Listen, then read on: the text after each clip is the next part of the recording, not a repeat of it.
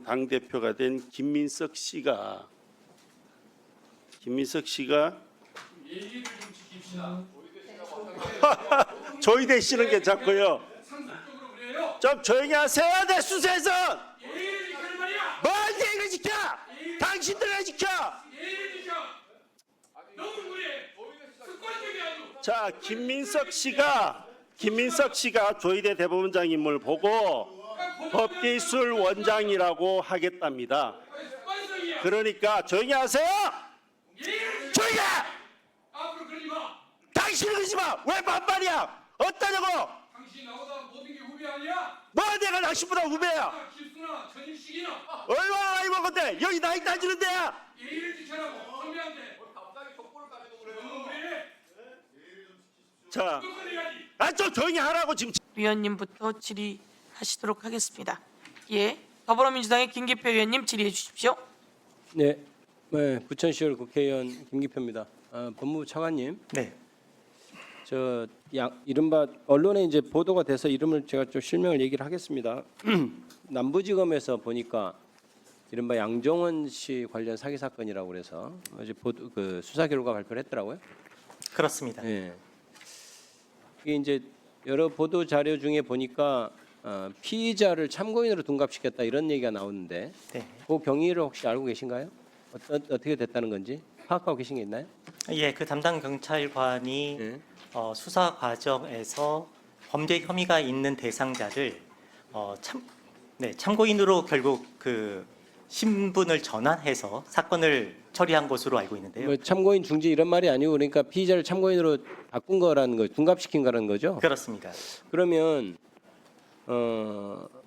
보통 그래서 이제 지금 보도 자료 취재를 보니까 그게 피해자는 불송치 결정에 대해서 이의 신청할 권리조차 박탈당했다 이렇게 표현이 돼 있어요. 보도 자료에 보니까. 네, 그러면 당연히 만약에 피의자면은 이의 신청할 권리가 있지만 참고인 이의 신청할 권리가 당연히 없는 건 맞죠. 네 그렇습니다. 그런데 제가 좀 이해가 안 되는 것이 이게 지금 고소 사건일 것 아닙니까? 그 애초에 사건이 피의자에서 참고인으로 둔갑시켰다고 하는 사건이 고소 사건이겠죠. 혹시 답변 준비가 안 되면 제가 좀 이따 할까요? 예. 네, 그 내용에 대해서 조금 경위를 파악한 후에 더 한번 정확한 답변을 드릴 수 제가 오후에 다시 질의할 시간에 물어볼 테니까 이겁니다. 제가 문제 제기하는 건 뭐냐면 네, 보도 자료 내용을 보면 이거예요. 제가 짐작하는 바로는 애초에 사건이 고소 사건인데 고소된 사람 피고소인을 피의자로 입건을 했다가 아마 킥스상에 정보 그 망상에 참고인으로 바꿔서 아예 그냥 불송치를 했다는 거고 그래서 참고인으로 바뀌었기 때문에 이의신청을 못했다는 취지인데 가만 생각해보면 좀 이상한 것이 네. 형사소송법상 고소를 하면 그 자체로 지금 피의자로 입건이 되는 시스템이잖아요. 우리는 형사소송법은. 그렇습니다. 그런데 그렇게 되면 보십시오. 만약에 피고소인이 한 명이라면 피고소인이 없는 사건이 되거든요. 그죠? 근데 만약에 피고소인이 여러 명이에요. 이런 사람이 공모해서 나를 사기를 피해를 입혔습니다라고 하면 한 3명 정도를 고소했는데 그 중에 한 명을 참고인으로 이른바 둔갑시켰다 하더라도 그 2명에 대한 피고소인이 남아 있기 때문에 불송치 결정을 통보해주고 그러면 당연히 피해자는 이의 신청할 권리를 계속해서 유지하는 것이라고 봐야 되거든요. 만약에 피고소인이 한 명이면 그 사건 자체가 고소 사건인데 피고소인이 없는 사건이라는 게 말이 되겠어요? 그건 제가 보기엔 불가능할 것 같고 네. 아마도 짐작에 여러 명의 피고소인 중에 한 명을 참고인으로 둔갑시켰다는 것인데 보도 자료를 보면 이 불송치 결정에서 이의 신청할 권리조차 박탈당한 반면 이렇게 써놨단 말이에요. 물론 보안수사권을 지금 삭제한 것에 대해서 검찰에서는 반대하고 있고 일부 반대하는 여론도 있고 그의 부작용을 얘기하는 사람이 많다는 걸 저도 알고 있습니다. 하지만 시대적인 과제가 보안사건을 폐지하는 것이고 그 다음에 이미 법이 통과된 이상 그 논쟁은 이제 종식하고 법무부 입장이나 검찰의 입장에서는 보안수사권 폐지에 맞춰서 법의 공격이 어떻게 더 없겠는지를 살펴봐야 될 것인데 이 보도자를 보면은 이게 이의신청할 권리조차 박탈당했다 해가지고 마치 보안수사권 폐지해서 큰일 날 것처럼 보도자료를 쓴 것 같아요. 어감상. 그리고 그것을 보안사건 폐지를 반대했던 일부 언론들이 받아쓰면서 야 이거 어떻게 할 거냐 이제 큰일 났다. 이게 피해자를 참고인으로 둔갑시켜 버리면 이제 이의신청조차 못하네. 보안사건 폐지를 주장했던 사람이 이의신청을 할 수 있다면서. 근데 이렇게 하면 이의신청도 할 수 없잖아. 이렇게 지금 쓰고 있는 소재로 쓰고 있단 말이에요. 저는 그 부분에 대해서 우려를 표하는 겁니다. 사실관계를 명확히 확인을 해보세요. 그러니까 아까도 얘기했듯이 1인 피고소인이면 도저히 불가능할 거다 그거는. 그다음에 여러 명이면은 이의신청을 할 권리를 박탈했다는 말은 과한 것이다. 이렇게 생각이 드는 거예요. 그거를 오후에 확인해서 한번 말씀해 주시고 또 한 가지 뭐냐면 이게 245조의 5 그 4호에 보면은 2호에 보면은 불송치 결정할 경우에 기록을 검찰에 보내잖아요. 그렇습니다. 검찰에 보내서 검사가 90일 동안 그것을 확인해 가지고 미진하면 다시 재수사 요청을 할 수 있도록 돼 있지 않습니까? 제가 이 보안사건 국면에서 이 부분을 좀 고쳐야 된다고 했던 것이 이게 내 사건이 안 되니까 성의껏 안 볼 것 아니냐. 그래서 누가 기록 두꺼운 거 검사가 가서 실체적으로 이걸 들여다 보겠냐. 그러니까 이걸 뭔가 효율적으로 좀 해야 되는 것을 제가 고민을 하고 있는데 문제는 이거는 굉장히 형식적인 거란 말이에요. 고소인이 예를 들어서 고소장에 3명이 쫙 적시가 됐어요. 근데 실제 송치된 기록에 의하면 고소인이 2명이 돼 있을 거 아니에요. 말하자면 100번을 양보해서 아니면 1명인데 고소인이 아예 빠져 있는 사건이라든지 그러면 그건 누가 봐도 법률의 초본만 뗀 사람이라도 ABC잖아요. 그게 왜 1명이 없어졌지? 그 경위를 파악하면 단박에 해결될 것인데 이게 다른 관련 사건을 하면서 발견이 됐다고 하는 그게 이해가 안 되는 거예요. 그러면 그 사건은 검사가 이 90일 동안 보게 한 것을 제대로 본 건가? 이런 문제가 또 발생할 수 있는 겁니다. 그러니까 그 부분에 있어서는 제가 첫 번째 일단 경위 파악해 보시고 두 번째 이게 마치 이의신청을 할 권리를 어떻게 하면 사수를 써서 이상한 방식으로 잠탈하는 것 아니냐라는 소재로 쓰이는 것에 대한 어떤 법무부의 입장을 정확히 얘기를 해 주시기를 바랍니다. 그 부분에서는 확인을 해 주세요. 그리고 제가 시간이 좀 많지 않아서 간단히 답변을 하면 질의를 하면 제가 지속적으로 작년도부터도 이게 국가배상금 예산 좀 추계 잘해가지고 지연손해금은 좀 안 나오게 해라라고 했는데 장관께서도 작년에 2020년 예산 세울 때 잘하겠다고 했으면서도 벌써 올해 3월달에는 지금 다 떨어졌다면서요. 그렇습니다. 이게 계속 이렇게 반복하고 그러면 지연이자로 지금 몇백억씩 지금 제가 시간이 없어서 구체적인 수치는 말하지 않겠습니다만은 이렇게 연 12% 이자 막 지급하고 그런 고리 대금도 없는 거예요. 국가는 국가대로 돈 지급하고 배상 받아야 할 사람 그만큼 늦어지고 일하는 건데 차제에 만약에 국가 배상을 하는 것이 예상이 어려우면 저는 예산 집행 시스템을 좀 바꿔야 될 것 같아요. 아예 이렇게 상시적으로 발생하지만 누가 봐도 분명히 집행해야 되는 어떤 예산에 대해서는 어떤 다른 항목을 넣든지 예비비를 굉장히 아주 쉽게 간편하게 그냥 바로 집행할 수 있도록 하는 이런 대책을 세워야지 계속해서 이런 식으로 해 나가면 맨날 하는 얘기는 법무부는 아니 우리가 어떻게 다 예측합니다 이렇게 하고 넘어가고 피해는 국가와 국민이 다 같이 보는 거거든요. 그 부분에 있어서 한번 제도적인 개선책을 마련해 보세요. 이 방법대로는 안 되겠다는 생각이 들어서 이건 예산 결산 국면에서 문제를 합니다. 저 위원장님 간략히 예, 수고하셨습니다. 예, 답변해 보세요. 네, 예. 위원님께서 말씀해 주신 두 가지 사항 관련해서 첫 번째는 구체적인 수사 절차에 관한 부분이기 때문에 내용을 상세히 파악해서 설명드리도록 하겠습니다. 두 번째 국가배상금 관련해서 작년에도 저희가 굉장히 증액을 요청했습니다만 예결 소위까지는 그래도 통과가 됐습니다만 국회 최종 단계에서 감액이 되었고요. 그래서 금년 예산은 약 1,400억 원에 불과하고 예비비로 약 2,500억 원 가량을 지금 재배정을 위해서 절차를 밟고 있는 과정에 있습니다. 저희가 이 국가배상금에 대한 지연 이자 부분이 굉장히 문제가 심각하다는 걸 잘 인식하고 있고요. 그래서 내년도 같은 경우에 앞으로 국가배상금이 얼마나 배상액이 나올 것이냐에 대해서 상세히 분석을 해서 지금 기획예산처와 그 증액을 굉장히 높이기 위해서 구체적으로 협의를 진행하고 있습니다. 더 내용을 챙겨보도록 하겠습니다. 예, 꼭 그렇게 하셔야겠네요. 네, 그렇게 네, 하도록 중요한 내용을 지적해 주셨습니다. 예, 이게 되게 생산적인 질의이고 또 이 부분에 대해서 준비를 하시는데 혹시 부족하다고 하면 저희들도 네. 힘을 모아드릴 수 있도록 그렇게 하면 좋을 것 네, 같아요. 법무부에서도 최대한 지연 이자를 줄이기 위해서 산정하는 작업을 하기 위해서 열심히 노력한 부분이 있었습니다. 그 부분이 예산에 반영될 수 있도록 저희도 적극 노력하겠고요. 국회에서도 많은 관심을 가져주셨으면 감사하겠습니다. 예, 이번 기회에 피해자들에게 범죄 피해자들에게 국가가 최소한이지만 지원해 드립니다. 이런 의미이잖아요. 네. 예. 그리고 또 배상해 드립니다. 필요한 것 같아요. 내가 피해를 엄청나게 입었는데 그냥 그 범인은 잡았지만 그래도 국가가 이 피해를 지원해 드린다라고 하는 것이 아주 의미가 있을 것 같고, 피해 지원금이 이제 제가 만들었던 법인데요. 엄마 아빠가 세상을 떠나게 됐습니다. 아이가 피해 지원금을 받는데 또 우리가 그걸 일시불로 주게 됩니다. 그러면 부모님이 피해를 받아서 떠났는데 일시불로 받게 되면 그나마 일시불이 아니면 이게 그 최저 생계비라도 매달 받을 수 있는데 일시불로 주어버리면 최저 생계비를 못 받습니다. 그래서 저희가 이제 그거를 법을 만들어서 일시불로 주지 않아도 되게 법을 이렇게 나눠서 줄 수 있게 함으로써 최저 생계비도 받고 지원도 받을 수 있게 이렇게도 했는데요. 좀 더 구체적으로 살펴서 이렇게 피해자들이 그 옆에 국가가 있다는 걸 보여줄 수 있으면 좋겠습니다. 네. 좀 더 잘 찾으셔서 예산 지원을 잘 마련하시면 좋겠습니다. 예, 다음은 국민의힘의 곽규택 의원님 질의해 주십시오. 법무장관님, 오늘 장관님 불출석하신 것 굉장히 유감입니다. 그렇게 두통이 그렇게 심하신가요? 장관님께서 여러 가지 건강상 이유로 안 됐습니다. 좋아서 병가를 사용하시게 됐습니다. 예, 그래요. 예.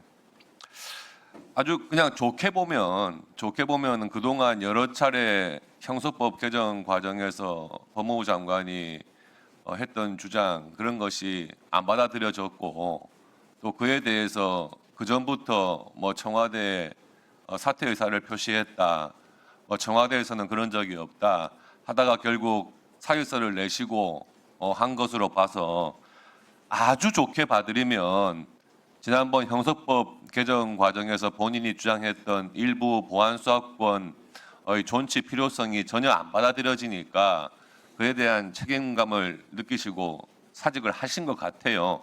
좋게 보면. 그런데 지금 법무장관이 아직 10월 2일에 중수청 그리고 공소청 개청이라는 아주 중요한 일도 있고요. 또 본인이 국회에 복귀해가지고 형사소송법의 개정에 따른 문제점을 국회의원으로서 보완하겠다. 그래서 사직을 했다 이렇게 하시는데 사실 말이 안 되잖아요. 법무부 장관으로서 형사소송법 개정에 따른 문제점을 장관으로서 보완하는 게 더 맞는 이야기이기도 하고, 또 중수청, 공소청의 개청에 따른 준비를 책임감 있게 하려면 최소한 이번 연말까지는 장관직을 수행하시는 게 맞았던 것 같아요. 그렇지 않습니까, 차관님? 그 부분은 장관님의 판단이어서 제가 뭐라고 그런데 어렵습니다. 왜 법무부 장관이 그렇게 굳이 빨리 지금 사직을 하고 싶어 하냐, 이에 대해서 다른 이야기들이 있어요. 민주당 전당대회 이후에 새로운 민주당 당 지도부가 정해지고 이제는 그 당 지도부에서 할 임무는 명백해진 거죠. 이재명 대통령에 대한 공소 취소, 이것을 이제 밀어붙여야 된단 말이에요. 그런데 공소 취소를 하려면 검사한테 공소 취소하라고 지휘를 할 사람이 있어야 될 거 아닙니까? 근데 법무부 장관이 구체적인 사건에 대해서 검찰총장에게 지휘는 가능하잖아요. 그렇죠? 네, 구체적 사건에 대해서 검찰총장에게 가능합니다. 공소청이 발족되더라도 이제 구체적인 사건에 대해서 수사를 어떻게 하라고 지휘할 수는 없겠지만 공소 유지에 관한 구체적인 지휘는 아직도 할 수가 있죠. 그러면 결국에는 이재명 대통령이 지금 재판 중지되어 있는 그 사건들에 대해서 공소 취소를 누군가가 총대 메고 지휘를 해야 되는 겁니다. 근데 결국에는 지금 정성호 장관이 형사법 개정하는 이런 것도 지금 해보니까 너무 힘들고 이런데 결국에는 공소 취소해야 될 책임이 본인한테 이제 돌아오게 생긴 거예요. 민주당 지도부가 새로 바뀌는 걸 보니까. 예? 그래서 지금 그렇게 공소 취소에 대한 부담, 책임을 안 지려고 빨리 이거 지금 사직을 하려고 한다. 이런 이야기들이 있어요. 차관님 어떻게 생각하세요? 제가 장관이 나왔으면 이걸 물어보려고 그랬어요. 장관이 안 나오시니까 차관한테 다시 물어볼 수밖에 없는 거잖아요. 장관님께서 사직을 표명하신 거는 그래도 국회에서 더 큰 일을 하기 위한 부분이라는 점을 그 외부에도 누누이 설명하셨던 것으로 알고 있고요. 제가 모셨던 장관님은 어느 자리에 가시건 이런 책임을 피하기 위해서 자리를 피하실 분은 아니라고 생각하고 있습니다. 법무부 차관도 이제 차관직 끝나면은 공소청으로 복귀하게 돼 있죠. 그것은 뭐 인사가 이루어져야 되는 부분이기 때문에 저는 현재 사직서를 내고 검사 신분이 아닌 신분으로서 정무직 공무원으로서 차관직을 수행하고 있습니다. 우리 검사를 오랫동안 했던 차관 입장을 묻겠습니다. 대통령에 대한 공소 취소 결국에는 그 사건을 공소 유지하는 그 청에 공소청에 결국에는 법무부 장관의 지휘 형태로 시달이 될 겁니다. 그런 경우가 생긴다면 검찰로서는 공소청으로서는 어떻게 하는 게 맞습니까? 의원님 그 부분은 가정적 상황을 전제로 해서 지금 질의하신 것에 대해서 제가 옳다 그러다 어떻게 될 것이다 말씀드리는 것은 알겠습니다. 그런데 지난번에 우리가 그런 가정적 사건이 안 생기면 좋아요. 안 생기면 좋은데 지난번 형사법 개정 과정을 한번 보죠. 그러면은 사실 그때 쟁점은 검사의 보안 수사권을 남기는 것이 맞느냐 이에 대한 쟁점이 아주 컸어요. 그리고 범죄 피해자분들의 요구도 컸었고 이런 것이 한창 쟁점일 때 여당에서 주도로 한 이 형사법 개정안에 뭘 끼워 넣기 했습니까? 공소 기각 사유를 대폭 확대하는 그런 조항을 슬쩍 끼워 넣었어요. 전혀 쟁점이 안 된 거였어요. 그런데 형사법 안에다가 그것을 넣어가지고 같이 통과를 시킨 겁니다.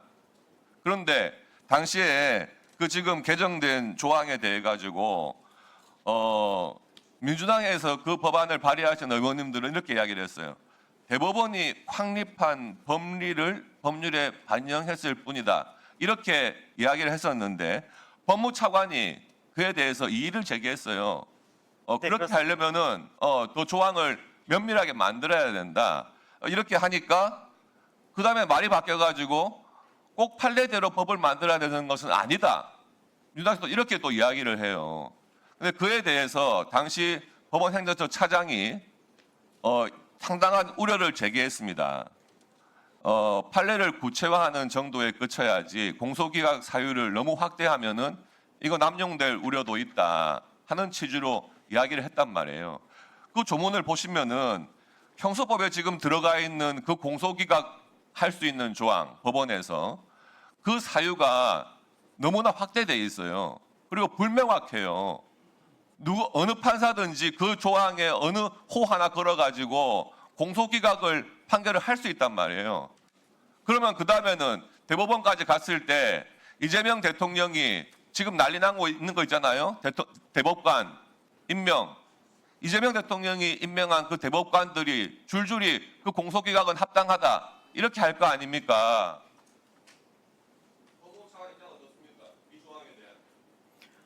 실무적 차원에서 공소기각 사유를 지금 개정안 같이 개정할 경우에 발생할 수 있는 재판상 여러 가지 절차상의 문제라든지 공소기각 주장을 먼저 할 것이라든지 또한 그 사유가 중대한 수사상 위법 행위와 현저한 공소권 남용으로 되어 있는데요. 판례에서 규정한 해석해 왔던 여러 요소들 중에 일부만이 규정되어 있어서 재판 과정에서 혼란이 일어날 수 있다는 점을 의견을 분명히 말씀을 드렸었습니다.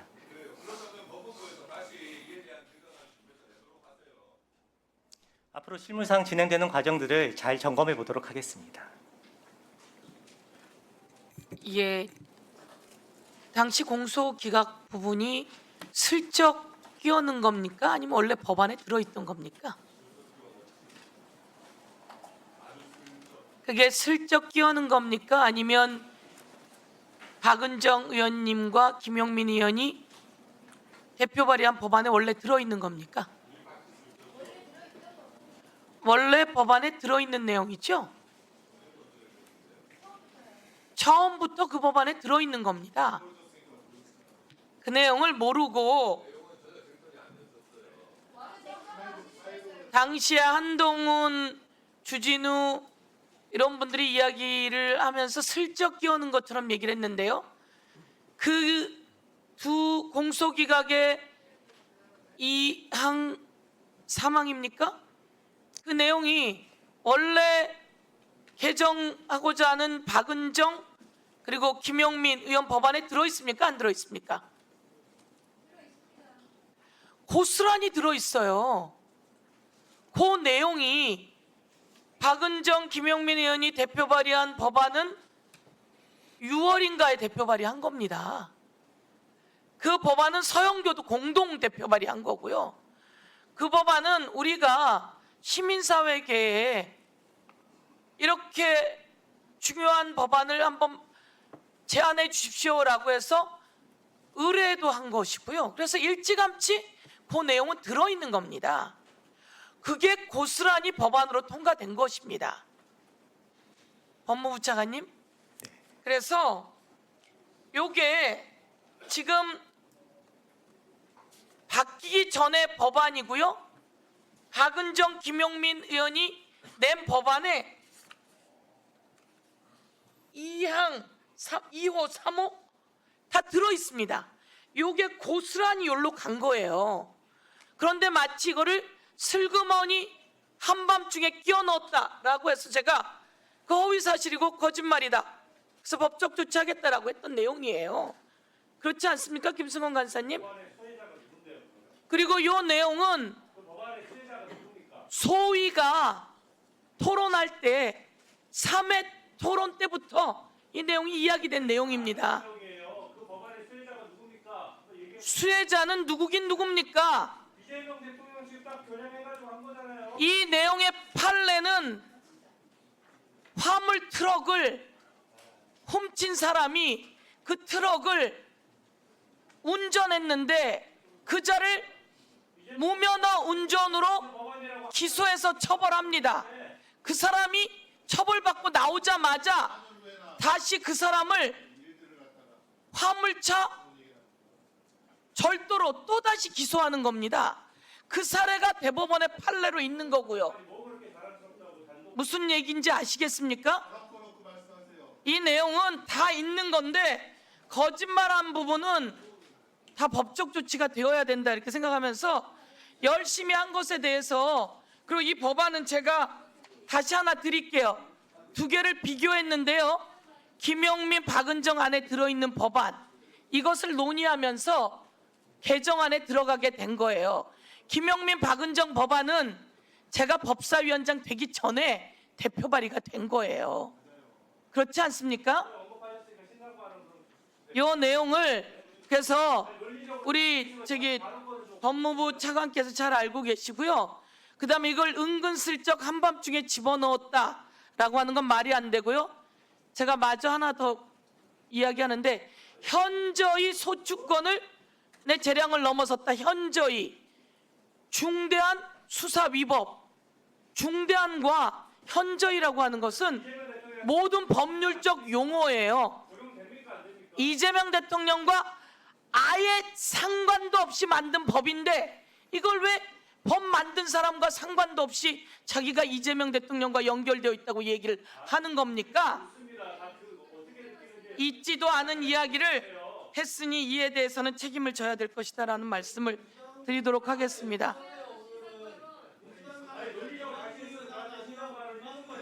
자, 여기서 정리할게요. 요거는 박은정, 김용민 의원이 먼저 대표 발의한 안에 있고요.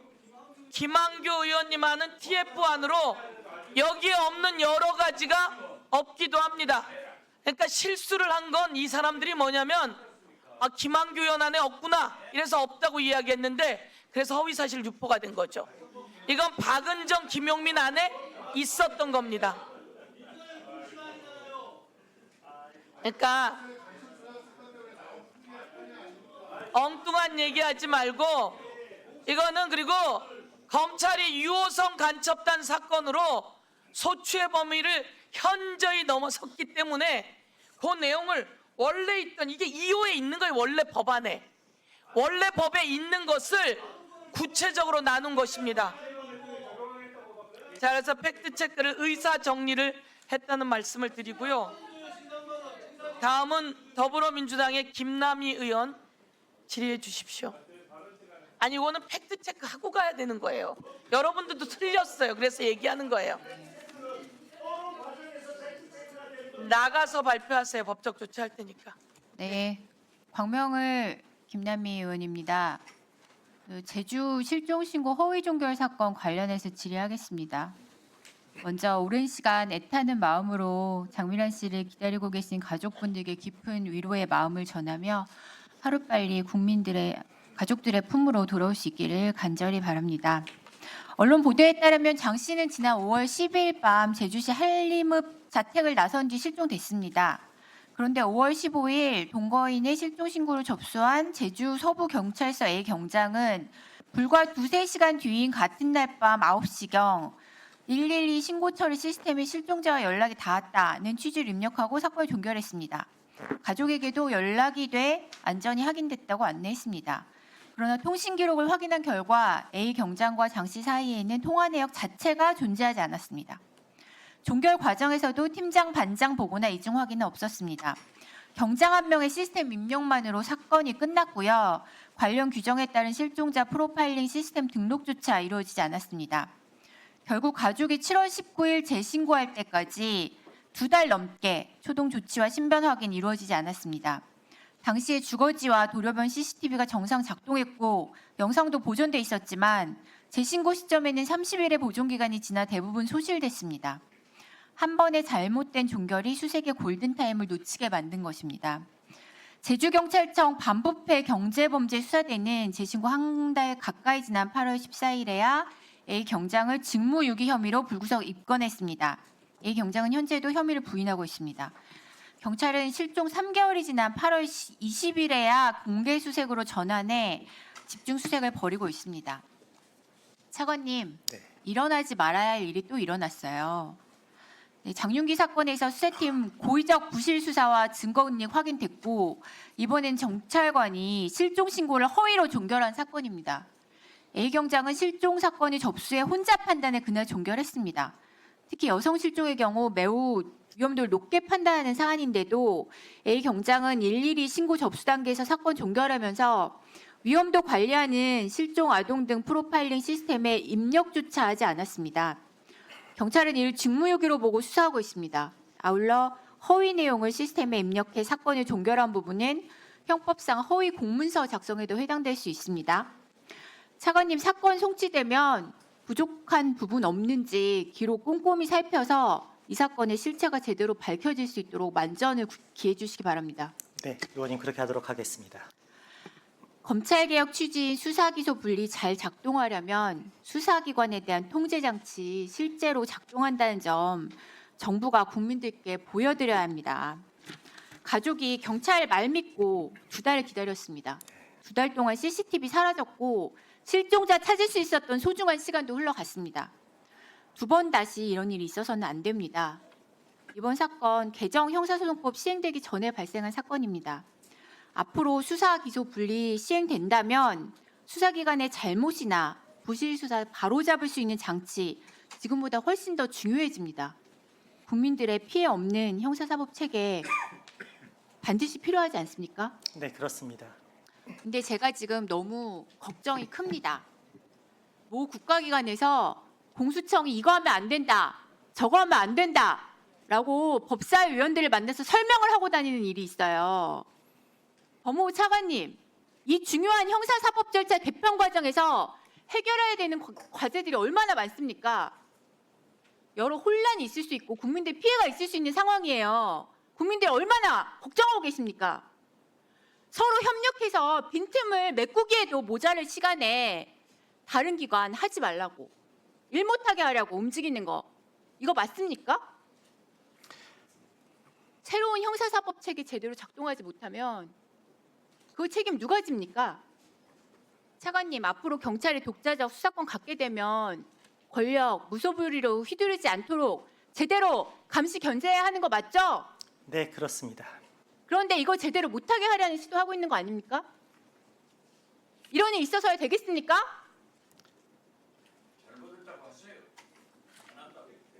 저희가 한 것이 아니라 다른 기관에 관한 일이어서 제가 국가기관의 기강이 무너졌습니다. 특별하지 않습니다만 다른 기관에서 지금 어차피 형사소송법 개정이 통과된 이런 상황에서도 검찰이 그동안 국민들을 위해서 노력했던 그런 긍정적인 부분까지 활동하지 못하도록 이런 어느 기관이 그러와 같은 활동을 하고 있다면 그거는 적절하지 않다고 생각합니다. 네, 이대로 가면 국민들 불안만 커집니다. 앞으로 발생하는 문제들 누가 책임집니까? 장윤기 사건, 제주도 실종 사건, 이런 사건 또 생기면 국민들에게 어떻게 설명드릴 수 있습니까? 저는 국민들께 정말로 죄송합니다. 특정 기관의 권한 박탈, 국가정책의 목표가 될 수도 없고 되어서도 안 됩니다. 형사소송법 개정, 검찰개혁의 목표는 어떤 수사기관도 전행을 할 수 없고요. 국민 피해가 없는 형사사법체계 만드는 것입니다. 기관 간의 권력 다툼 속에서 국민들 피해 발생하면 안 됩니다. 필요한 기능 제대로 작동할 수 있게 준비 철저하게 해야 됩니다. 검찰의 무소불위 권력 박탈했듯이 경찰의 무소불위 권력 휘두르지 못하도록 하는 시스템 제대로 만들지 않으면 국민들이 결코 납득할 수 없을 것입니다.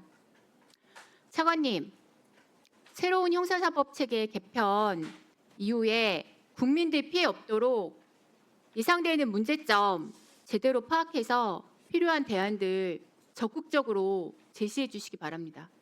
네, 지금 국민들께서 워낙 대대적으로 큰 변화이기 때문에 국민들께서 많은 우려가 있으신 것으로 알고 있고요. 저희 법무부와 검찰에서도 이런 부작용을 최소화하기 위해서 최대한 노력을 하고요. 또한 제도적인 개선 사항이 필요하다면 또한 저희도 적극적으로 의견을 개진하도록 하겠습니다. 네, 국민들의 피해 없는 그런 검찰개혁 될 수 있도록 모든 국가기관이 한마음으로 협심해서 같이 제도를 잘 만들어가야 될 시기입니다. 기관들끼리 싸우고 기관들끼리 경쟁하고 기관들끼리 서로 저거 하지 말라고 하고 이런 모습을 국민들한테 보여드리면 안 된다고 생각해요. 제대로 된 협조, 제대로 된 제도 이루어질 수 있도록 네, 예, 다음은 국민의힘 김민전 의원님 질의해 주십시오. 네, 김민전입니다. 법무차관님께 좀 질문드리겠습니다. 제가 사실 평론을 할 때부터 정성호라는 정치인을 굉장히 좋아했습니다. 아주 합리적인 분이시다 이렇게 생각을 해왔고요. 그랬기 때문에 법무장관으로서의 정성호에 대해서는 너무나 실망이 크다. 이 얘기를 오늘 오시면 좀 하려고 했는데요. 오시지 않아서 너무 유감입니다. 사실 정성호 장관은 법 지식도 있고 정치적인 역량도 계신 분입니다. 다선 의원입니다. 본인이 얼마든지 방향을 바꾸려면 바꿀 수 있을 텐데 그냥 물꼬를 따라가면서 걱정하는 척만 한 것이 아닌가 하는 생각을 할 수밖에 없습니다. 그런 차원에서 본인에게 이런 얘기를 제가 좀 하고 싶었는데 안 오셔서 유감이고요. 사직서에 주요 개혁을 완성했다 이렇게 적었다라고 알려주고 있는데요. 그리고 앞에서 차관님도 그래서 국회에서 더 큰 일을 하려고 한다 이런 얘기를 하셨는데 더 큰 일이 과연 뭘까요? 그리고 뭐가 개혁이 완성되었죠? 지금 여당 의원님도 이렇게 걱정이 많으신데 개혁이 완성된 건가요? 주요 골격이 되는 이제 공소청 등 정부조직법과 형사소법 개정을 두고 말씀을 드리는 것이고요. 네, 뭐 관료들이야 책상 위에서 법안 하나 개정했다, 하나 업적 올렸다 이렇게 할 수 있을지 모르겠지만 이 대상이 되는 국민들은 너무나 정말 괴로워하고 있습니다. 지금 많은 이것은 이념에 관계없이 많은 학자들과 또 시민단체에서도 위헌 소지가 있다. 이것은 검찰청 내에서 나온 자료에서도 위헌 소지가 있다. 라고 얘기했던 것이고요. 근데 이게 과연 개혁인가? 이렇게 얘기할 수밖에 없고요. 국가수사기 역량이 총체적으로 붕괴된다. 이런 우려도 굉장히 많이 하고 있습니다.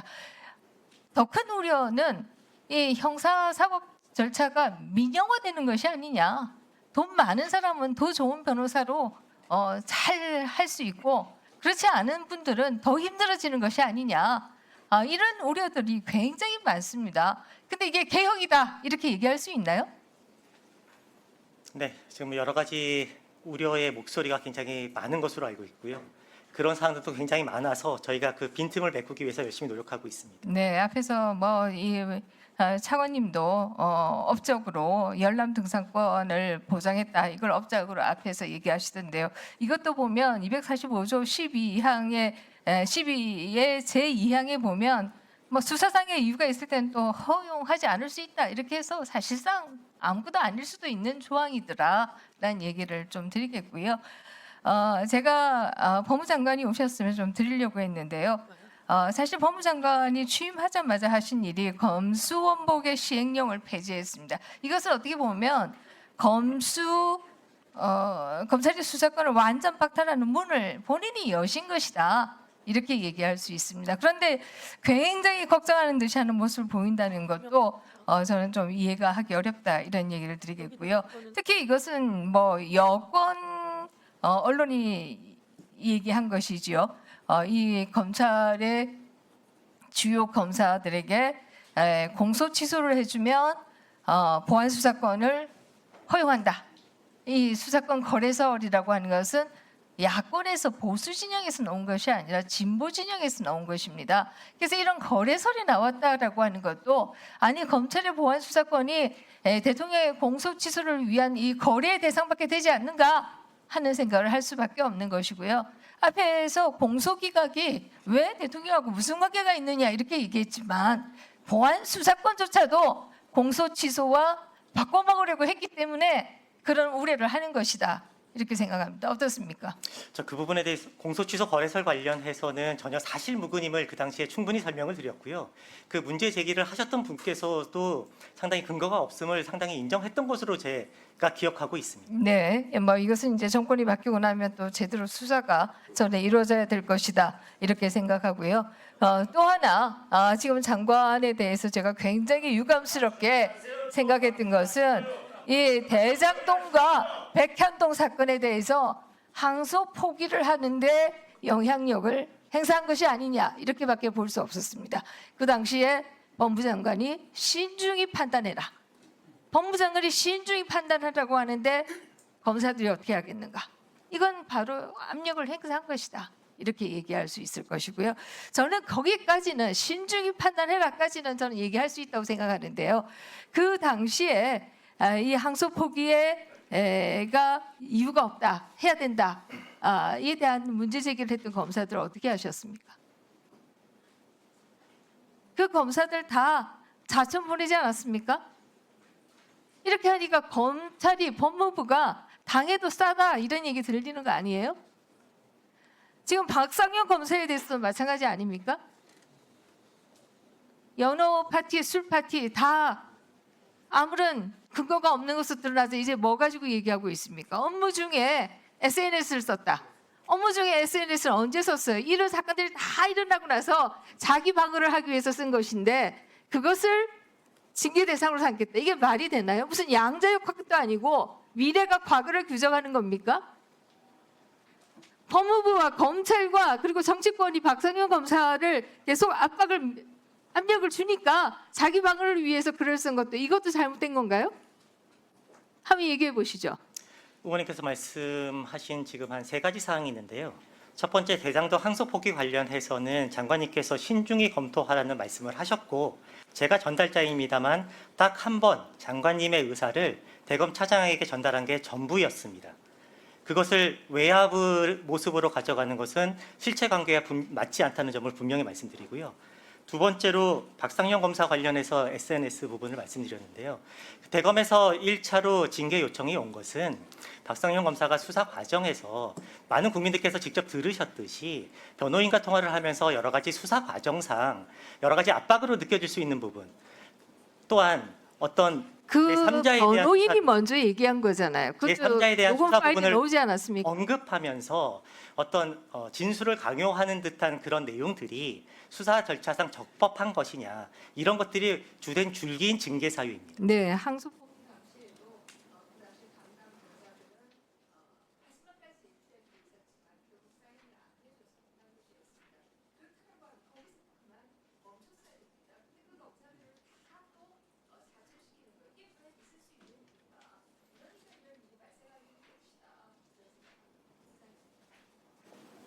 예, 수고하셨습니다.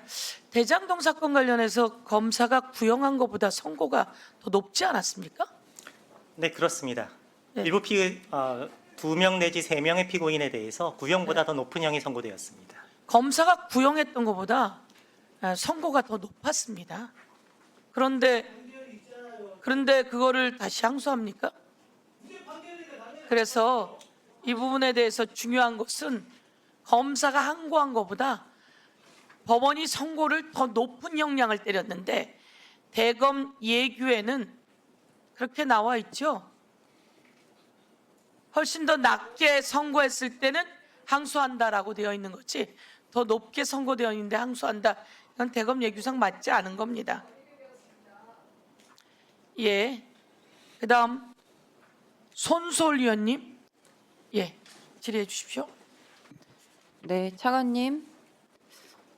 대법관 후보 추천위원회의 법무부 장관님이 구성원이시죠? 네, 장관님께서 구성원이십니다.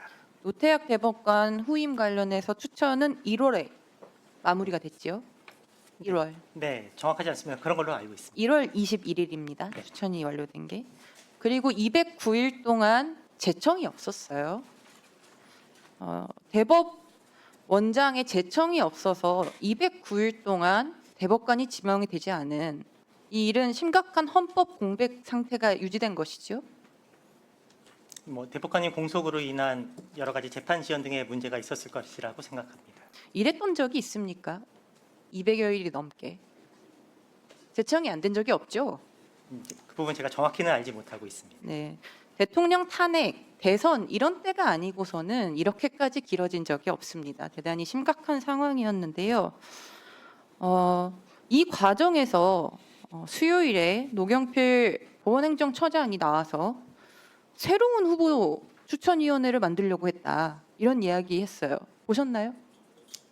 네, 신문지상으로 간략히만 내용을 봤습니다. 후보 추천위원회가 이미 후보를 추천한 바 있는데 제청을 하지 않고 새로운 후보 추천위원회를 꾸리려고 했던 전례가 있습니까?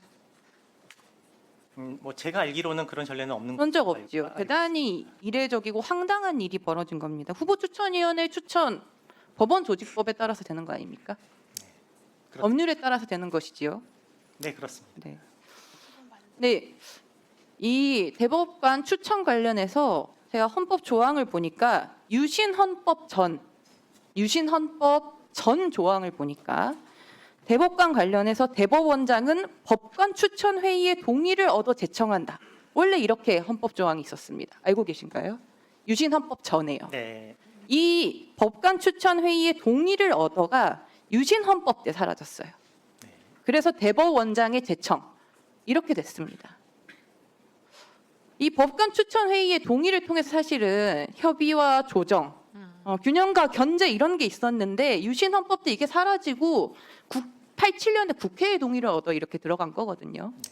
대법원장의 제청권이 민주적 견제가 있어야 되기 때문에 이런 동의 절차들이 있었던 거 아닙니까? 그런데 노경필 행정처장은 후보자 추천위원회를 새로 꾸린다고 하면서 후보자들한테 전화를 했어요. 이 후보자 추천위원회의 구성원이었던 법무부 장관님 전화 받으셨습니까?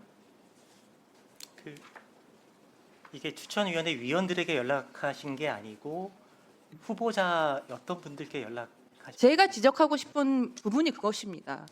법률에 따라서 후보자 추천위원회의 추천을 무시한 것도 황당하지만 새로운 후보자 추천위원회를 꾸릴 거면 위원회 위원들한테 전화해야 되는 거 아닙니까? 왜 법무부 장관님한테는 전화를 안 했을까요? 법무부 들은 바 없죠. 제가 아는 범위에서는 없습니다. 추천위원회 위원들한테 전화를 안 하고 후보자들한테 전화를 한 이유가 뭘까요? 후보자들 지금 4명 안 된다. 지금 4명 안 된다 사퇴하라.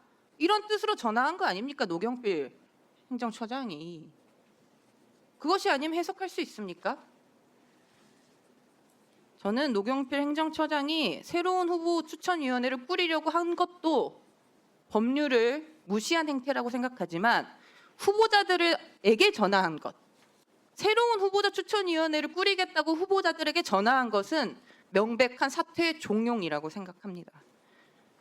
이 대단히 심각한 상황이 벌어지고 있는 것이기 때문에 법무부에서도 주시해야 된다고 봅니다.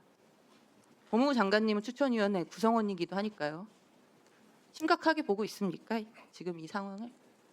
네, 뭐 이 상황에 대해서는 국민적 관심도 굉장히 높은 사안으로 생각하고 있습니다. 네, 이번 주에 이 일들이 다 벌어지고 있어요. 국민들께서 다 보고 있습니다. 원래 유신 헌법의 전 조항의 취지에서도 법관 추천 회의의 동의를 얻어가 헌법 조항이 들어가 있을 정도로 대단히 중요했던 부분인 겁니다. 한 가지 더 말씀드리겠습니다, 차관님. 그 법률구조공단이 산하기관이죠. 네, 그렇습니다. 법률구조공단 보수 규칙을 보면요, 수당을 지급받는 자에 대해서는 시간 외 근무수당, 야간 근무수당, 휴일 근무수당을 지급하지 않는다라고 보수 규칙에 박혀 있어요. 그런데 법원에서 이것이 잘못됐다고 판단한 판례가 있습니다. 고정수당을 시간으로 환산한 기준을 넘어 실제로 근무했다면 그 초과 근무에 대해서는 별도의 수당을 지급해야 한다라는 서울중앙지방 법원의 판결이 있었습니다.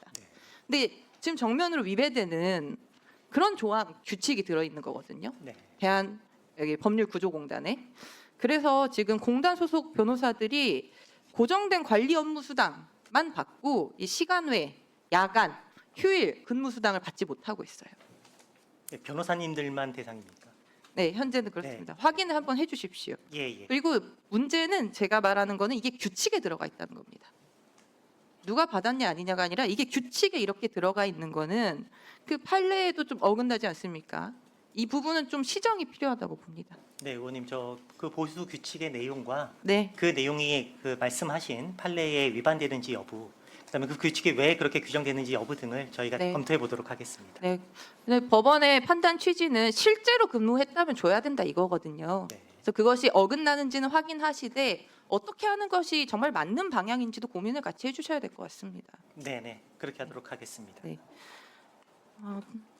네, 시간이 없는데 그 윤석열 정부 특수활동비 내역 공개 관련해서 하급식 파기환송 있지 않았습니까?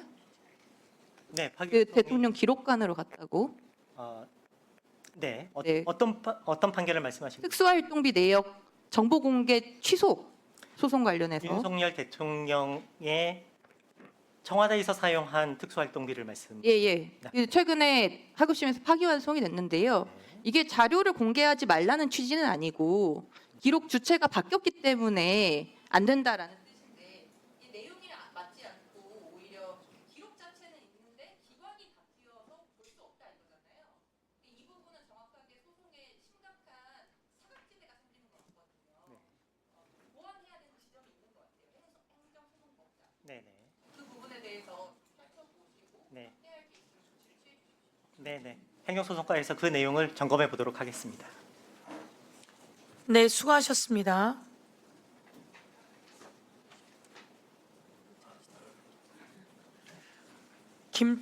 국민의힘 김태규 의원님 질의하실 순서인데요. 질의하시고 그 더불어민주당 김승원 간사님 등으로부터 서면 동의가 들어와서 김태규 의원님 질의하시고 질의는 그 순서로 정리하고 서면 동의가 들어온 내용을 의결하는 절차를 밟도록 하겠다는 말씀을 드리면서 우선 김태규 의원님 질의해 주십시오.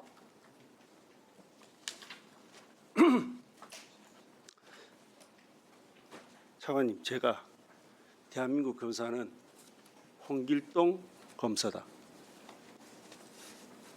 아버지를 아버지라 부르지 못하듯이 대한민국 검사들은 자기 조직을 검찰청이라 부르지 못합니다. 그죠? 맞지 않습니까? 네, 정부조직법으로 네. 기관명이 변경되었습니다. 그리고 공소청장이 아니고 공소청인데 검찰총장입니다. 그죠?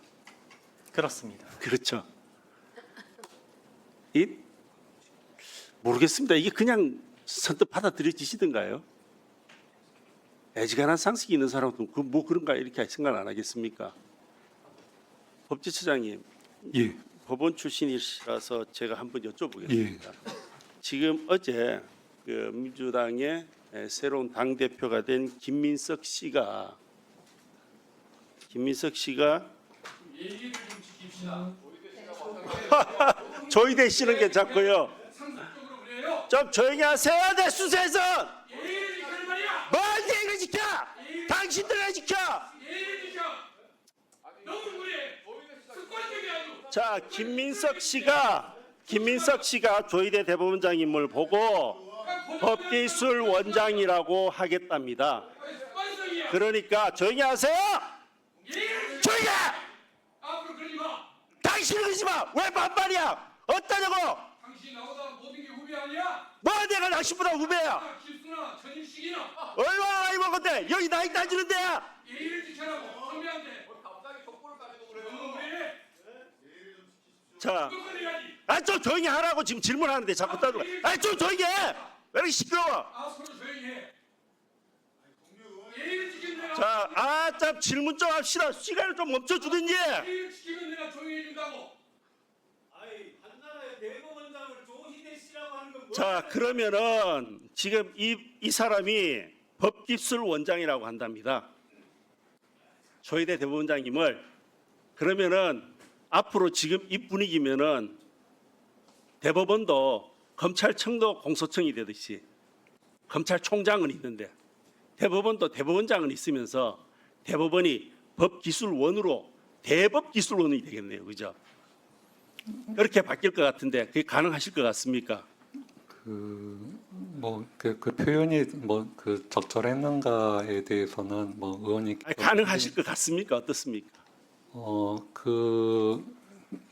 여당 대표께서 발언한 그 내용에 대해서는 제가 오늘 그러니 처음 제가 우리 들었습니다. 대한민국이 우스워졌다는 겁니다. 그게 왜 그럼 또 안 되겠습니까? 그게 안 된다면은 공소청은 되는데 대법기술원은 왜 안 되겠습니까? 또 그 논리를 한번 설명을 한번 듣고 싶어서 법제처장님한테 여쭤봤습니다. 일단 그 공소청 명칭에 대해서 말씀을 드리면은 그 검찰청이라는 거는 그 헌법상의 명칭에 그 헌법에 그런 명칭은 들어가 있지 않습니다. 다만 그 검찰청을 이루는 검사의 명칭은 있는데 검사가 소속된 기관의 명칭을 검찰청으로 할지 공소청 그 본래 검찰청의 본래 업무인 제가 공소에 집중해서 정당- 공소청으로 할지는 예, 그거는 알겠습니다. 선택의 문제인 것 알겠습니다. 같습니다. 예. 그리고요, 공무집행방해 우리 당 의원님들 4분 그 폭력이나 물리적 행사도 안 했는데도 이 종합특검이라는 사람들이 공무집행방해로 그것도 심지어 여러 명이 했다고 특수공무집행방해로 지금 기소를 4명이나 했답니다. 그런데요, 우리 공무집행방해죄 형법 136조에 보면 이렇게 되어 있습니다. 공무원에 대하여 거직을 사퇴하게 할 목적으로 폭행 또는 협박을 한 자는 전항의 형과 같다고 합니다. 협박을 한 자는. 그죠? 자, 지금 민주당에서는 현수막을 걸고 법기술원장이라고 얘기를 하면서 전국적으로 조희대 대법원장 물러나가라고 협박을 하고 있다고 보이는데 법무부 차관님, 이거는 공무집행방해 안 되겠습니까? 그것도 특수공무집행방해가요. 예? 어떻게 생각하세요? 네, 제가 답변 드릴 내용은 아닌 것 같습니다. 자, 그리고 또 하나 봅시다. 검사는 이제 민간인이 됐습니다. 그죠? 수사권이 없으니까. 그렇지 않습니까? 뭐 민간인이 뭐 차이가 있습니까? 공판 진행하는 거는 변호사들도 의뢰인 위해서 공판 진행하는데 참여하지 않습니까? 검사도 그래 참여하는 것뿐이죠. 사실은 제가 요즘 드는 생각이 이전에도 한번 그런 얘기를 한 적은 있는 것 같은데 그냥 변호사 고용해서 공소 진행하는 게 안 맞겠냐라는 생각이 솔직히 듭니다. 굳이 검사란 제도를 뭘로 놔둡니까? 그런데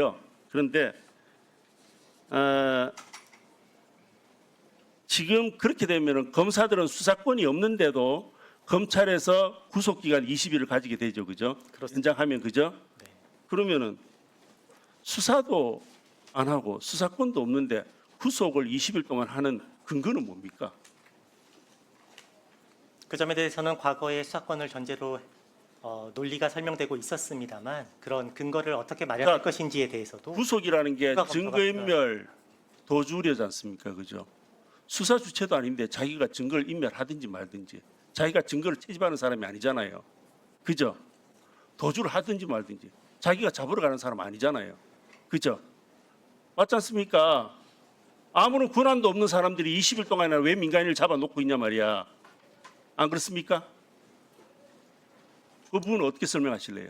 그 부분에 대해서는 이제 과거에는 검사가 직접 수사를 전제로 해서 구속제도가 운영되어 왔습니다만 법정에서 구속 사건도 1심 재판 기간이 6개월이듯이 그러니까 판사가 수사를 그러면은 하기 때문에 그걸 그 구속 기간이 인정되는 건 아니지 않습니까? 예, 그러면은 검사가 수사권이 없어졌으면은 그 20일도 없애야죠.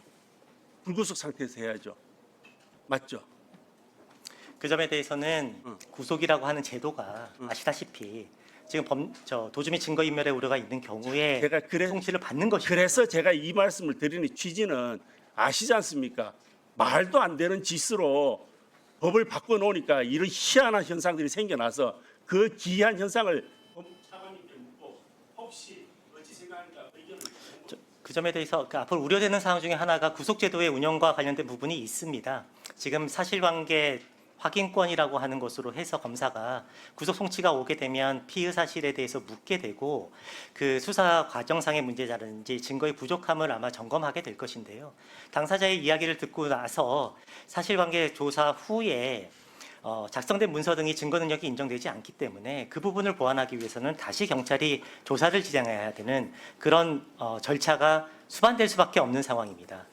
이런 부분들에 있어서 현실적인 우려점이 있는데요. 그래도 부작용을 좀 최소화하기 위해서 좀 다각적인 방안을 검토하고 있습니다. 네, 수고하셨습니다. 예, 법무부 차관님, 구속을 하는 것은 긴급한 상황이고 범죄가 중대한 경우고 그래서 아니 이거는 이제 국민들께 정리를 좀 해서 알려드리기 위한 과정이에요. 그래서 제가 김태규 의원하고 같은 위치가 아니에요. 위원장이에요, 위원장. 조용히 하세요. 자꾸 그렇게 얘기하시면 발언권 정지합니다. 자꾸 그렇게 얘기하면 발언권 정지합니다. 이 부분에 대해서는 정확히 국민들께 이해를 하기 위해서인데요. 경찰에서 사건이 송치되어 옵니다. 검사의 시간이죠. 구속된 사건도.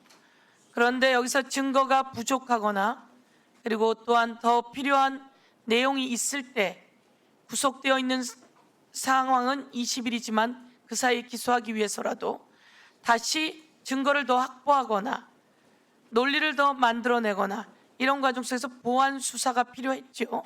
그렇습니다. 그 내용을 경찰에게 보완 수사 요구하기 위한 시간들도 당연히 있어야 되는 거 아니겠습니까? 그렇습니다. 예.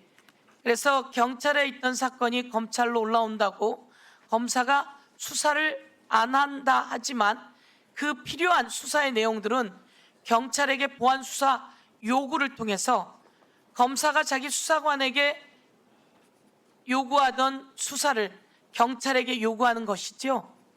그렇습니다. 예. 보완 수사는 보완 수사 요구권으로 존재하고 필요한 수사는 경찰이 다시 수사하는 것이다라고 하는 부분을 다시 한번 정리시켜드리고 다 아시는 내용인 것 같지만 검사가 보완 수사를 안 하네? 그럼 경찰이 했던 걸로 끝나네? 그게 아니라는 걸 말씀드리는 겁니다. 경찰은 구속 20일, 검사가 구속 20일을 가지고 있는 동안 경찰에게 보완 수사 요구를 통해서 혹시 부족한 게 있다면 더 채워나가는 것이고 그게 이제 부족하지 않고 기소할 수 있다면 20일 채우지 않고 기소하면 되는 것이죠. 네, 그렇습니다. 그런 말씀을 다시 한번 국민들께 이해를 시켜드리는 과정을 밟도록 하겠습니다. 예. 김태규 의원 조용히 하세요. 손가락질 치우고.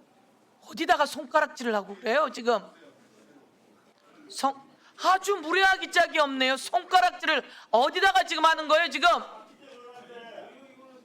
거짓말까지 하고 있어요.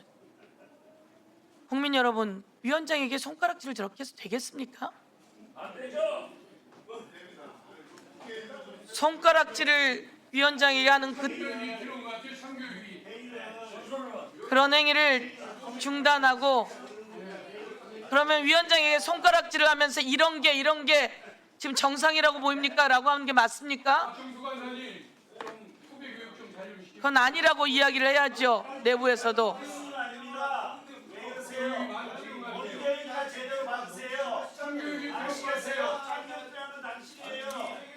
김태규 의원 경고합니다. 예, 경고하세요. 마음대로 하세요라고까지 이야기했고 경고합니다. 경고하고 발언권을 중지시킬 수 있다는 말을 다시 한번 통지합니다.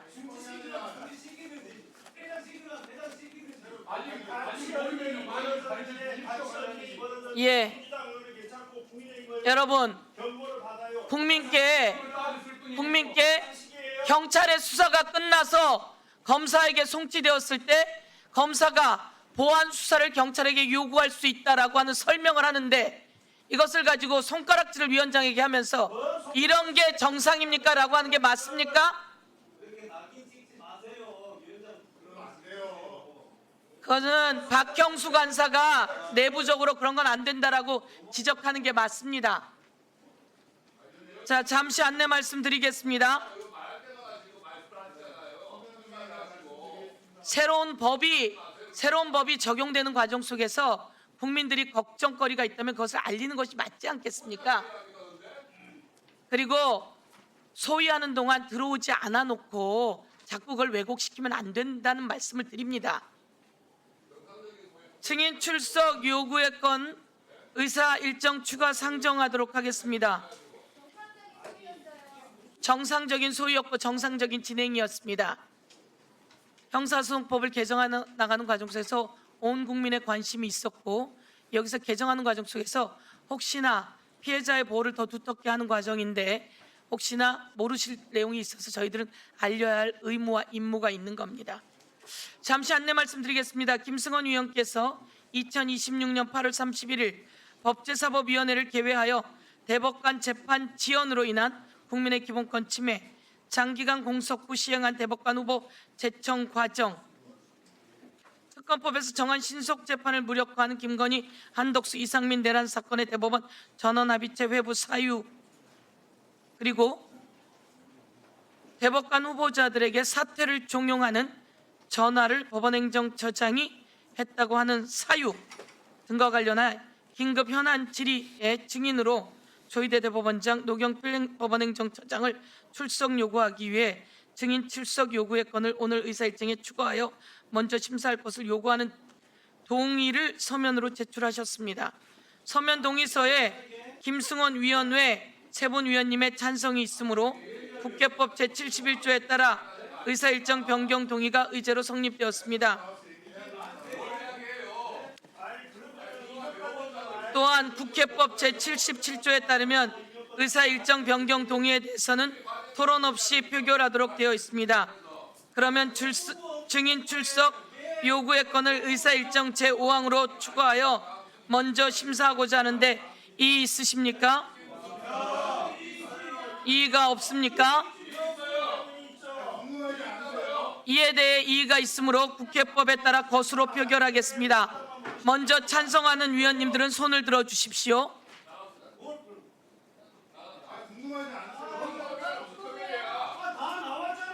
그리고 손을 내려 주십시오. 자, 저희가 안건으로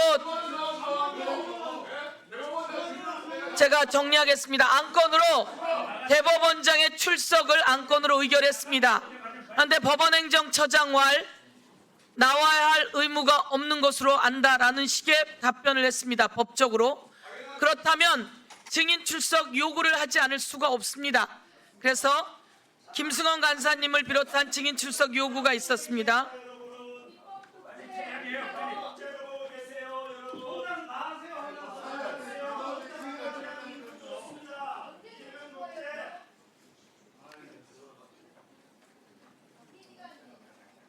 반대하는 위원들이 없으므로 네. 다시 할까요? 네. 이의가 있다고 제기한 국민의힘 의원들께서 모두 퇴장하셨으므로 다시 한번 말씀드리겠습니다. 그러면 증인 출석 요구의 건을 의사일정 제5항으로 추가하여 먼저 심사하고자 하는데 이의 없으십니까? 이의가 없으므로 가결되었음을 선포합니다.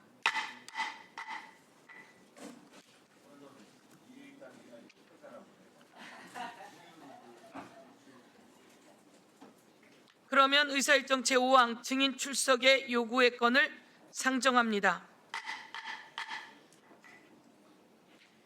이 안건은 국회법 제129조에 따라 2026년 8월 31일 법제사법위원회를 개회하여 대법원 재판 지연으로 인한 국민의 기본권 침해, 장기간 공석 후 시행한 대법관 후보 제청 과정, 특검법에 정한 신속 재판을 무력화하는 김건희 사건과 한덕수, 이상민, 내란 사건의 대법원 전원합의체 회부, 그리고 법원 행정처장의 대법관 후보자들에게 전화를 하여 대법관 후보를 무효화하려고 했던 사안 등에 관련해 긴급 현안 질의의 증인으로 조희대 대법원장, 노경필 법원행정처장 출석을 요구하기 위한 것입니다. 증인 출석 요구에 대한 구체적인 사항은 배부해드린 자료를 참고해 주시기 바랍니다. 이 안건에 대해 의견 있으신 위원님 계십니까? 의견 말씀해 주시죠. 네. 위원장님, 지난 8월 19일 우리 법사위에서 국회법에 따라 조희대 대법원장에게 직접 질의를 하기 위한 출석을 요구했습니다. 그런데 조희대 대법원장 출석하지 않았고 법원 행정처장 역시 출석할 의무가 없다고 하면서 결국에는 국회 출석 요구를 회피했는데요. 당일날 조희대 대법원장은 우리 법사위가 진행되고 있는 상태임에도 불구하고 바로 6시 넘어서 퇴근하는 그런 행태까지 보였고 또 저희 의원실에서 대법원에 알아보니 이 서면 제청도 인사혁신처에만 발송을 했고 인사혁신처에서 청와대로 갔는지 확인을 안 했다고 하는 등 국회와 또 대통령실을 무시하는 그 태도가 너무 지나쳤다 이렇게 판단이 됩니다. 그래서 이번에는 출석할 의무가 있는 증인으로 출석을 우리가 법사위에서 의결하게 되었고 8월 31일 전체 회의에 꼭 조희대 대법원장이 출석을 해서 커튼 뒤에 숨지 말고 대리인 뒤에 숨지 말고 본인이 했던 모든 일들에 대해서 국민 앞에 소상히 밝혀야 된다 이렇게 판단이 되어서 저희가 서면 동의를 하게 됐음을 말씀을 드리겠습니다. 이상입니다. 예, 혹시 또 토론하실 위원님 계십니까? 네, 여기 없는데 또 하셔도 되는데. 네, 말씀 잠깐. 네. 손소리 의원님까지 하고 의결하겠습니다. 네. 네. 저 조희대 대법원장이 꼭 나와야 한다고 생각하는데요. 이유는 엊그제 노경필 행정처장이 이야기를 하는 걸 들어보니까 본인은 한 달밖에 안 돼서 잘 모른다 이렇게 얘기하시더라고요. 본인은 아는 게 없다 이거예요. 보고받은 것도 없고 그 전에 있었던 일은 모른다. 그럼 지금 상황에서 나와서 이야기할 수 있는 사람은 조희대 대법원장밖에 없다고 생각합니다. 그러니까 209일이라는 시간 동안 뭘 고민했는지, 뭘 했는지 이런 것들을 지금 노경필 행정처장님이 이야기할 수 있는 상황이 전혀 아닌 것 같습니다. 그러니까 이야기할 수 없는 사람을 대리인으로 내세워 놓고 그 뒤에 숨어 있는 행태는 이제 끝내야 한다고 생각하고요. 헌법의 공백 상태를 자초한 이 위헌적 상태를 방치한 이 책임에 대해서 대법원장이 국민께 설명도 해야 되고 책임도 져야 된다고 생각합니다. 그래서 실효성 있게 진짜 물어보려면 반드시 조희대 대법원장이 나와야 된다고 생각합니다. 네, 이상입니다. 예, 수고하셨습니다. 이 상황도 이 상황이지만 이상민 행안부 장관이 법원으로부터 9년형을 징역형을 선고받았습니다. 그리고 한덕수 또 법원으로부터 15년 징역형을 선고받았습니다. 그런데 갑자기 이상민, 한덕수 두 사건을 전원합의체로 회부했습니다. 이상민 사건은 선고를 7일 앞두고인 것 같고요. 대법원 선고를, 그렇죠? 특검법에 의하면 3개월 내로 상고해서 결정을 해야 되는데요. 그리고 한덕수 사건은 이틀 남긴 것으로 알고 있습니다.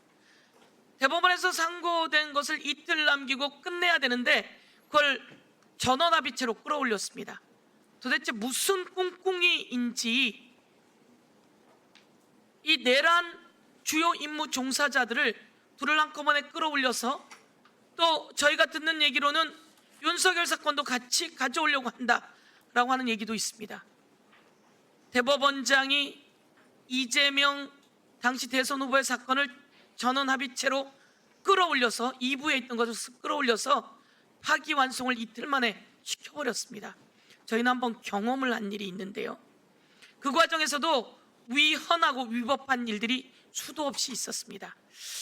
이번에 대법관 후보자들에게 노경필 대법원 행정처장이 전화를 해서 사퇴를 종용했다고 하는 것은 법원 조직법 그리고 헌법에 의거한 후보 추천위를 무효화시키는 과정이었습니다. 이 모든 것에 대해서 다시 한번 노경필 대법원 헌법 행정처장, 법원 행정처장과 그리고 이것을 직접 주도한 조희대 대법원장의 이야기를 들을 수밖에 없고, 국회법 121조인가요? 국회법에는 대법원장을 출석을 요구해서 특별한 현안에 대해서 의견을 들을 수 있습니다. 저희가 어제 그렇게 의결했는데 나와야 할 법적 근거가 없다는 식으로 법원행정처장이 답변을 했고, 그래서 저희들이 이렇게 증인으로 출석을 요구하게 되었다는 말씀을 정리로 보고 드리고자 합니다.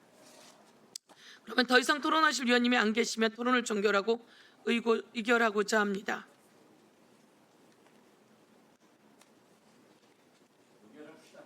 네. 그러면 의사일정 제5항 증인 출석 요구의 건을 배부해드린 자료와 같이 말씀드린 바와 같이 의결하고자 하는데 이의 없으십니까? 이의가 없으므로 가결되었음을 선포합니다. 예. 그러면 오전 회의는 여기까지 하고 정회하였다가 2시 30분으로 할까요? 네. 언제부터 국회가 이렇게 쇼츠 찍는 장소가 돼갖고 상당적으로, 그러니까 정말 좀 불편한데요. 뭐 어느 당이든 다 마찬가지긴 한데, 그런데 본인들이 발언할 때 보좌진들이 찍는 것까지는 이해가 되는데, 최근에는 그냥 본인 의원들이 발언하지 않는 순간에도 아예 이제 삼각대를 세워놓고 찍으려고 이렇게 준비하고 있는 경우들이 있어서, 최근에 과방위에서는 다른 당 의원이 책상 위에 뭘 쓰고 있는지 이런 거를 촬영해서 문제된 적이 있습니다. 예를 들어서 국민의힘 의원이 발언할 때 국민의힘 보좌진들이 저희 의원들 옆에, 방금에도 좀 전까지 국민의힘 보좌진이 삼각대를 아예 세워놓고 계속 찍고 있었는데 해당 의원이 발언이 끝났음에도 불구하고 계속 하고 있었습니다. 그래서 저는 이런 부분에 대해서는 위원장님이 좀 기준을 정해서 네. 예를 들어서 뭐 발언할 때만 뭐 촬영이 가능하게 한다든지 이렇게 해야지 의원들이 집중을 하지 못하게 되고 맞습니다. 의사 진행에 상당히 지장이 초래되는 것 같습니다. 그래서 방송사 카메라가 이렇게 많이 들어와 있는데, 죄송하지만 우리 당 의원님들께서도 보좌진들이 촬영하고 이런 부분들은 좀 제한적으로 해주시면 저희가 논의하기가 조금 더 효율적으로 잘 될 거 집중적으로 할 수 있을 것 같습니다. 네, 이상입니다. 알겠습니다. 말씀 잘 들었습니다. 네. 지난 그 소위에서도 보니까 자기 의원을 찍는 것까지는 좋지만 관계기관 참석자를 향해서까지 그렇게 카메라를 들이대는 모습을 봤습니다. 이것은 더구나 비공개 회의 취지에도 어긋나는 부분 아니겠습니까? 그래서 소위를 포함해서 위원장님께서 기준을 좀 정해 주시면 감사하겠습니다. 예, 그렇게 하겠습니다. 예. 그러면 2시 30분에 속기하도록 하고 정회를 선포하겠습니다.